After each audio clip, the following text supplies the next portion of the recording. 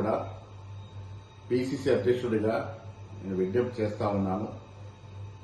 నిన్న మంత్రి గారు మాట్లాడిన విషయంలో ఒక సినీ ప్రముఖుల విషయంలో ప్రస్తావించడం, వారి మనసు గాయపడడం, ఇదంతా జరిగిన పినమట పార్టీ ఆదేశాల మేరకు మంత్రి గారు బేషరతుగా వారు వాడిన మాటల్ని వెనక్కి తీసుకోవడం జరిగిపోయింది. నేను కేటీఆర్ గారు ఒక మహిళ అని చూడకుండా ఒక మహిళా మంత్రి మీద ఒక సోదరుడు సోదరిమణికి వేసే విధంగా పూలారం నూలుకోవు దండ వేస్తే విపరీతంగా చెడు మార్గంలో ట్రోల్ చేయడం, ఎప్పుడో మాటని ఆడియో రిలీజ్ చేయడం, ఆ సందర్భంలో క్రోధోక్తులైనటువంటి మంత్రి గారు కొన్ని కామెంట్స్ చేయడం, అంతకుముందు మంత్రి గారి మీద కేటీఆర్ చేసినటువంటి వ్యాఖ్యలు కూడా మీరందరూ గమనించి ఉంటారు.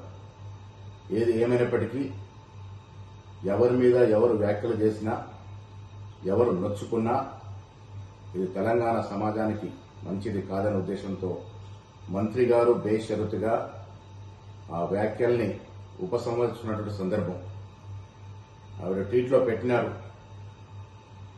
మీరు కష్టపడి పైకొచ్చిన తీరు నాకు ఆదర్శప్రాయము, అలాంటి మిమ్మల్ని నేను అభిమానిస్తా ఉన్నాను, నా మాటల్ని బేషరతుగా నేను వెనక్కి తీసుకుంటున్నాననే మాట చెప్పడం జరిగింది.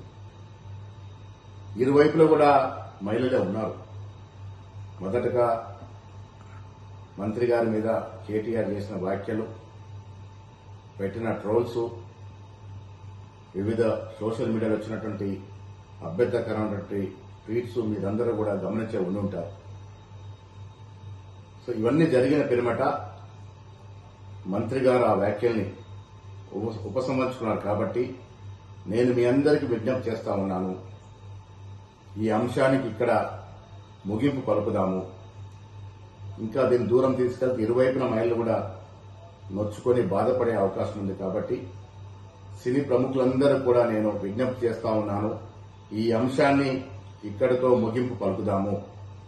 భవిష్యత్తులో మా మంత్రులు గాని, కాంగ్రెస్ నాయకులు గాని, వివిధ పార్టీల ప్రతిపక్ష నాయకులు గాని ఎవరి మీద ఎవరు కూడా ఇలాంటి అభ్యంతరకరమైనటువంటి వ్యాఖ్యలు చేయకూడదని విన్నవిస్తా ఉన్నాను.